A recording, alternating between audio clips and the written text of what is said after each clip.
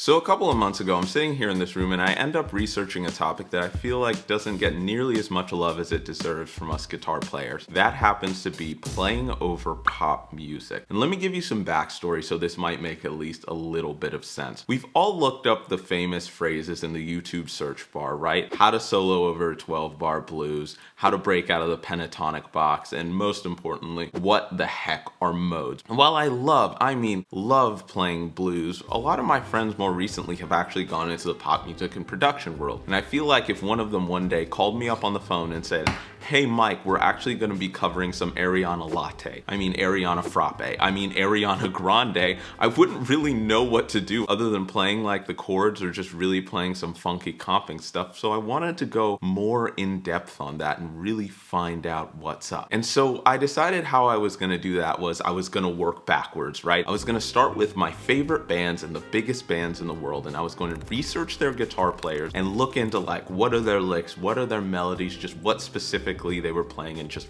really memorize that stuff. And that's when I found out, and I was 100% completely sure that our phones are definitely listening to us, because in my YouTube recommends, one of the first things that popped up was this video called The Pursuit of Tone, which is, might I say, one of the best names I've ever seen for a guitar-related series. And in said video, there's this long-haired blonde man. He's up against a wall with his guitar, and he happens to be playing this riff right here.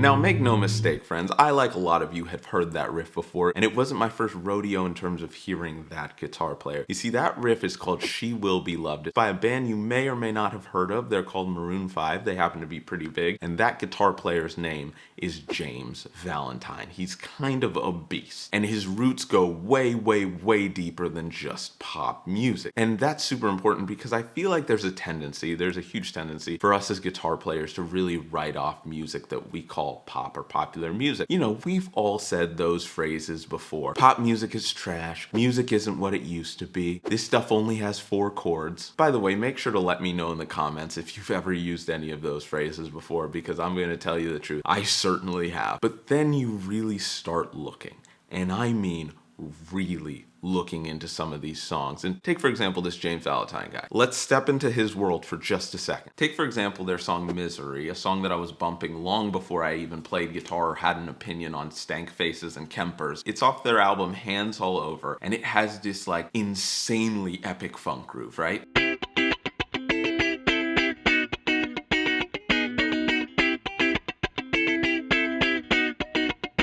So this riff is like insanely funky if you haven't already noticed or known, but it's also one of those things where it's already broken our 4-chord rule from pop music that we always complain about, but also you can instantly tell by the structure of the chords and by what he's playing that this dude's influences probably go way, way, way deeper than just cowboy chord pop music. And please do not think that in any shape or form I'm trying to start beef with cowboy chords. I love cowboy chords. All of my songs that I write have them, but it's interesting when you look at the structure, the actual chord structure of what James Valentine is doing here, right? Because he's in the key of E minor. And he starts out with this 6th chord, which is a pretty standard thing to do in this key or with pop songwriting. But when he's on this major 5 chord, he actually hammers on to this G sharp note, which happens to be the flat 4 in this E minor scale. And again, tell me the last time you heard a flat 4 in a pop song of this nature. This guy definitely knows what he's doing when it comes to like jazz, and going back to like his influences in being in the University of Nebraska Jazz Ensemble for a little bit, which is an actual thing that he did in college. You can continually tell that this dude is well versed in more than just one genre, or more than just one style of playing, and he's committed to bringing a lot of his influences into this new world. He's doing all this while not just playing diamonds and single downstroking these chords, but he's doing this very funky technique, kind of like Nile Rodgers and Corey Wong does nowadays, straight 16th note where his right hand doesn't stop moving.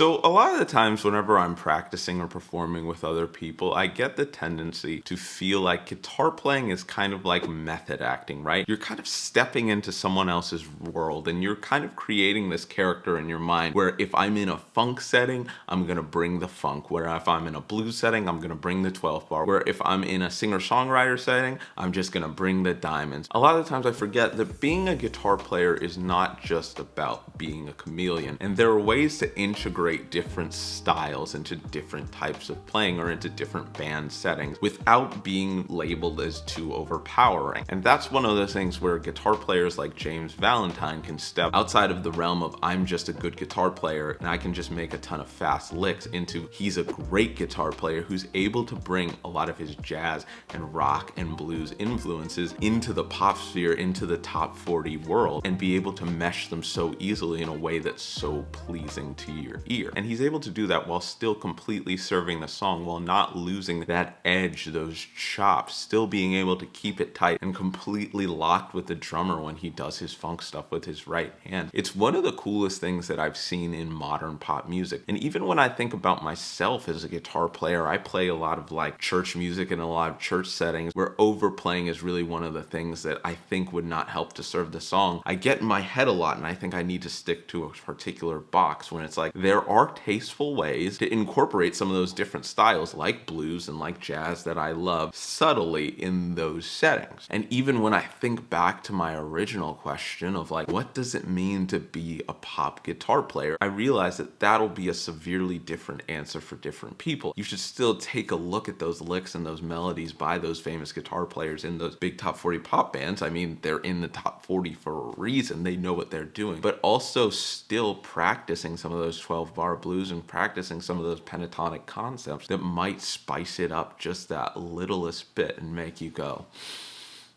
wow, this sounds really good. This is more than just cowboy chords. But anyway, thank you so much to James Valentine. I truly do think he's one of the more underappreciated and literally one of the greatest guitar players of our time. When you look at like what he's been able to do in the top 40 sphere, his playing has inspired mine immensely. And if you really want to take my word for it and get into like how crazy this dude's chops are, Sydney 2019 Sunday morning James Valentine solo. Look it up, it's on YouTube. The dude can play out of his mind, but he's also taught me all that funky stuff like I was telling you about. But thank you so much for watching. It was an honor to make this video. If you want to learn anything more about funk guitar, make sure to check out my course, The Basics of Funk. Wait, I don't really have a course, but if you think it would be cool if I made one, let me know in the comments. Also, let me know in the comments what your favorite Maroon 5 song is guitar-wise, or just your favorite James Valentine moment as a guitar player. Like and subscribe if you had a good time, and most important of all, have a fantastic day. All I